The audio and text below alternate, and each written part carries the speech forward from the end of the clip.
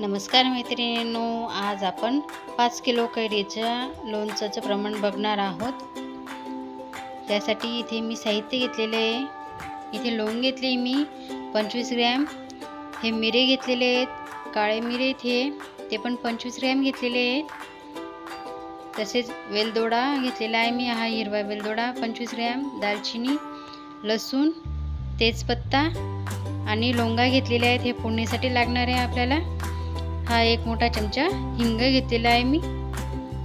आता आपण चटणीचं प्रमाण बघून घेऊ। इथे मी चटणी घेतली आहे 200 ग्रॅम बारीक केलेली। त्यामध्ये मी चपाटा, रसगुल्ला या दोघं मिरच्या 4 ते 5 असं घेतलेले आहेत आणि बाकीची गावरानी मिरची घेतलेली आहे आणि ती मिक्सरमधून बारीक करून घेतलेली आहे। आता आपण धने बडीशोप याचं प्रमाण बघून घेऊ। इथे मी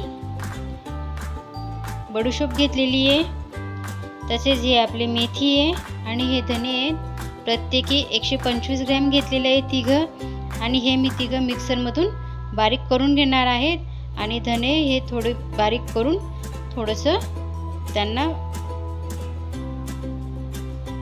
इथे मी चटणी आणि हे आपले चटाकभर लसूण घेतलेले आहेत, ते दोघं मिक्सरमधून मी बारीक करून घेते आहे।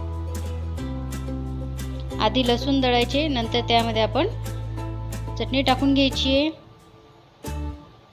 आता आपण मसाल्याला सुरुवात करू। इथे मी 1 किलो मिठाची पिशवी घेतली आहे, त्याचे 3 समान भाग केलेले आहेत। इथे माझ्या सासूबाई लोणचं करतायत, त्यांच्या हातचं लोणचं कधीच खराब होत नाही आणि बुरशीही लागत नाही। आता हे 2 भाग केलेले मी एका पातेल्यात काढून घेते आहे। इथे 1 किलो मिठाचं प्रमाण घेतलेलं होतं, त्याचे 3 भाग करून 2 भाग घेतले आहेत। ही साखर घेतलेली आहे मी। आता साखरही आपल्याला 200 ग्रॅम लागणार आहे। त्याच्यानंतर हे मीठ घेतलेलं आहे आपण, मीठही त्यावर पसरवून घ्यायचं आहे। सगळ्यात आधी साखर आणि मग नंतर मीठ टाकून घ्यायचं आहे आणि अशा पद्धतीने आपण त्याला पसरवून घ्यायचं आहे। इथे राई डाळ घेतली मी 500 ग्रॅम, ती आपण यावर टाकून घेणार आहोत। आता आपण जी मिक्सरमधून बारीक केलेली चटणी होती ती घेतली आहे। बघू शकता तुम्ही किती ओली झालेली ती। लसूणचं प्रमाण जास्त घेतलेलं होतं मी म्हणून। आता आपण ते जे गठुळे झालेले होते ते आपण मोकळ्या करून घेऊ आणि त्याला व्यवस्थित पसरवून घेऊ।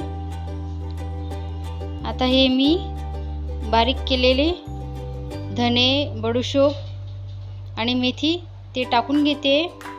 तिघं आपल्याला बाजूला टाकून घ्यायचे, जेणेकरून आपण जेव्हा फोडणी देऊ तेव्हा ते व्यवस्थित फोडणी दिली गेली पाहिजे म्हणून। आणि हा आपला मसाला घेतलेला आहे, लवंगा, वेलदोडे त्याचा मसाला आहे तो, आणि 1 चमचा हिंग। इथे मी 1.5 लिटर तेल घेतलेलं आहे, ते गरम करण्यासाठी ठेवून दिलेलं होतं वरती। त्यात 2-3 लसूण आणि तेजपत्ता टाकून घेतलेला आहे। तेजपत्ता आपण जर लोणच्यात टाकलं तर लोणच्याची ॲसिडिटी होते, ते त्याचं प्रमाण कमी होऊन जातं। बघू शकता तुम्ही, आपण तेलामध्ये लसूण टाकले की लगेच ते वर यायला हवे। तेल आपल्याला जास्त गरमही नको आहे, लसूण टाकताच आपल्याला ते वर यायला हवे, तितपत आपल्याला ते गरम व्हायला हवे। अशा पद्धतीने जर तुम्ही लोणचं केलं तर ते 2 वर्ष सुद्धा खराब होत नाही। माझ्या चॅनलला सबस्क्राईब करा, लाईक करा आणि शेअर करा। आता आपलं तेल छान गरम झालेलं आहे, त्यामध्ये मेथी, लसूण, तसंच इथे तेजपत्ताही आम्ही टाकून घेतलेला आहे, लवंगाही टाकून घेतलेले आहेत। यामध्ये टाकल्यानंतर आपण ते एका साईडलाही काढून घेऊ शकतो।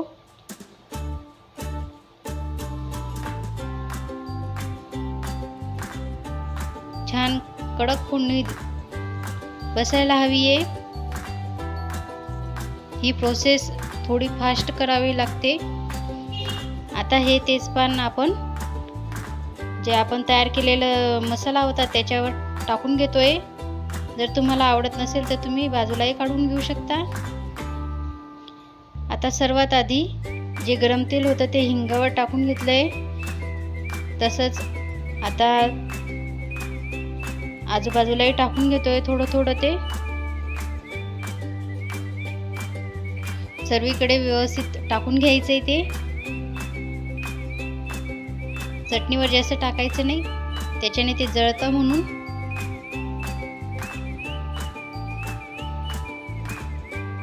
आता खालीपर्यंत आपले फोडणीचं तेल जायला हवं म्हणून आपण तो कोरून घेणार आहोत.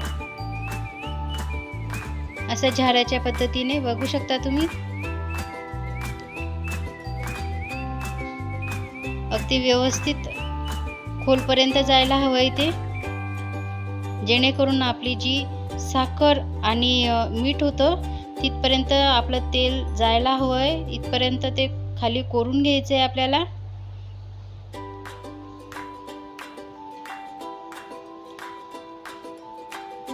मसाला आपला सगळा व्यवस्थित तळला जायला हवा. बघू शकता तुम्ही माझ्या सासूबाई कसं तेल टाकताय आणि फोडणी किती छान बसते. खूप छान सुगंध येत होता.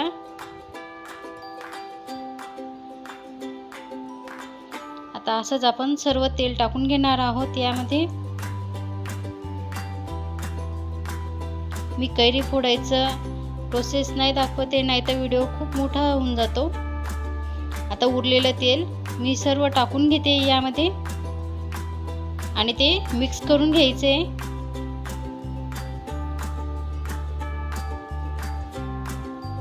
यात आता भाजीचा मोठा चमचा एवढं हळद टाकून घेतली आहे 5 मिनिटानंतर. बघा किती छान तेल सुटलेलं आहे. आता आपण लसूणचे हे जे फोतरे होते त्याला मी गॅसवर तव्यावर टाकून घेतले आहेत आणि त्यावर हिंग टाकून घेतला आहे. गॅस खाली चालू आहे. हिंगाचा वास यायला लागला की त्यावर आपण अशा पद्धतीने बरणी उलटी ठेवून घेणार आहोत. अशी बरणीला जर वाफ दिली तर ते लोणचं छान राहतं, छान टिकतं. जुन्या पद्धतीने माझ्या सासूबाई अशाच करता. खाली इथे आपण खार टाकून घेतलेला आहे लोणच्याचा. आता कैरी टाकून घेतोय थोडी थोडी आणि त्यामध्ये मिक्स करून घ्यायचं आहे आपल्याला. लोणच्याच्या मसाल्यामध्ये बघू शकता तुम्ही. आणि आपण बरणीमध्ये टाकून घेतोय. खानदेशात अशाच पद्धतीने लोणचं टाकता. गावरानी कैरी घेतली होती आम्ही. ही भरलं गेलंय. आवडल्यास नक्की ट्राय करा. Thanks for watching.